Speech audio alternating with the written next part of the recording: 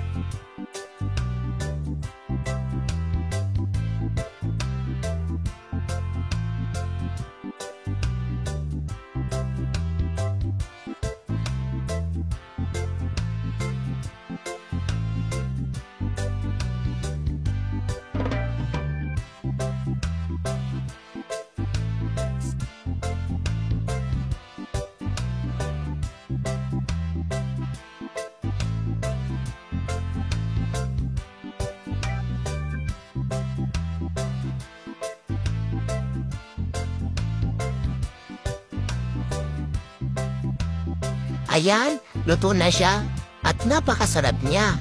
Sinaing na tulingan nga pala itong niluto ko. Marahil, natataka kayo kung bakit ganito ang pagluto ko ng sinaing na tulingan. Iba-iba naman kasi tayo ng version at ito ang version ko. Subukan nyo nang gayahin yung version ko para malaman nyo kung gaano kasarap ito.